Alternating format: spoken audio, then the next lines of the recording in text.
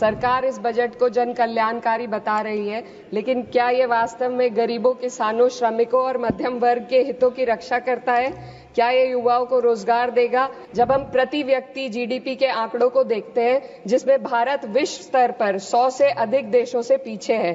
सरकार दावे करती है कि भारत की अर्थव्यवस्था दुनिया में सबसे तेजी से बढ़ रही है, लेकिन इस विकास का लाभ केवल अमीरों को मिल रहा है। देश की शीर्ष 1% अमीरों के पास 40% से अधिक संपत्ति है, जबकि करोड़ों लोग 2 वक्त की रोटी के लिए संघर्ष कर रहे हैं। यह आर्थिक असमानता लगातार बढ़ रही है क्योंकि सरकार की नीतियां बड़े उद्योगपतियों को फायदा पहुंचाने के लिए बनाई जा रही है, जबकि गरीबों और मध्यम वर्ग को महंगाई और टैक्स के बोझ तले दाबा जा रहा है। जब यह सरकार सत्ता में आई थी तब $1 लगभग 60 रुपए के बराबर था और आज 83 तक पहुंच गया है। 2025 के वित्त विधेयक पर अपने विचार रखने के लिए खड़ी हूं।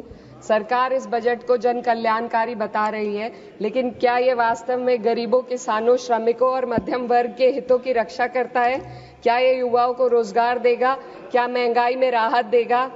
लगातार हम पढ़ते आ रहे हैं कि भारत की जीडीपी पिछले 10 वर्षों में दोगुनी हो गई है और हम जापान और जर्मनी को पीछे छोड़ते हुए 27 तक दुनिया की तीसरी सबसे बड़ी अर्थव्यवस्था बनने के ओर अग्रसर है। लेकिन यह उपलब्धि तब फीकी पड़ जाती है जब हम प्रति व्यक्ति जीडीपी के आंकड़ों को देखते हैं, जिसमें भारत विश्व स्तर पर 100 से अधिक देशों से पीछे है। 23-24 के लिए स्थिर कीमतों पर प्रति व्यक्ति जीडीपी केवल 1,24,600 रुपए है। ये कोई आश्चर्य की बात नहीं कि सरकार इस डेटा पर बात करने से बचती है, क्योंकि वे ये नहीं समझा सकते कि पूरे देश की जीवन स्तर में वृद्धि क्यों नहीं हो रही। वे ये नहीं बता सकते कि देश में इतनी गहरी आय असमानता क्यों बनी हुई है और आम नागरिकों को आवश्यक सेवाओं तक पहुंचने में इतनी कठिनाइयां क्यों होती हैं। सरकार दावे करती है कि भारत की अर्थव्यवस्था दुनिया में सबसे तेजी से बढ़ रही है, लेकिन इस विकास का लाभ केवल अमीरों को मिल रहा है। आज हमारे देश में शिक्षित युवा नौकरी की तलाश में दर-दर भटक रहा है। सरकारी नौकरियों में लाखों पद खाली पड़े हैं, लेकिन भर्ती नहीं हो रही। निजी क्षेत्र में भी नौकरियों की संख्या घटती जा रही है। उधर देश की शीर्ष 1% अमीरों के पास 40% से अधिक संपत्ति है, जबकि करोड़ों लोग 2 वक्त की रोटी के लिए संघर्ष कर रहे हैं। यह आर्थिक असमानता लगातार बढ़ रही है क्योंकि सरकार की नीतियां बड़े उद्योगपतियों को फायदा पहुंचाने के लिए बनाई जा रही है, जबकि गरीबों और मध्यम वर्ग को महंगाई और टैक्स के बोझ तले दाबा जा रहा है। जब यह सरकार सत्ता में आई थी तब $1 लगभग 60 रुपए के बराबर था और आज 83 तक पहुंच गया है। Sir 2 minute. रुपए की इस गिरावट का सीधा असर आम जनता पर पड़ता है। इस सरकार की मौजूदा वित्तीय नीतियां पूरी तरीके से अमीरों के पक्ष में झुकी हुई है।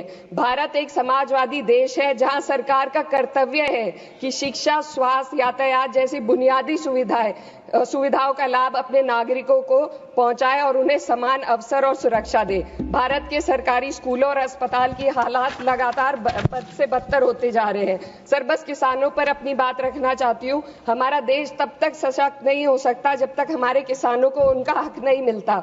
2023-24 में भारत की 46% श्रमिक आबादी कृषि क्षेत्र में कार्यरत थी, फिर भी इस क्षेत्र को नजरअंदाज किया जा रहा है।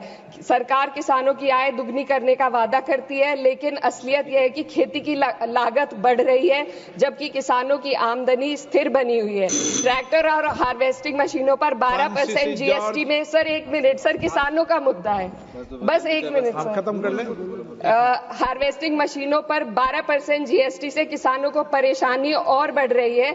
यदि सरकार इस बोझ को कम कर दे तो खेती में फायदा होगा। साथ ही साथ किसान प्रधानमंत्री किसान सम्मान निधि के तहत जो मिलने वाली राशि है उसको बढ़ाकर 6,000 से 12,000 कर दे तो किसानों की आय में फायदा होगा।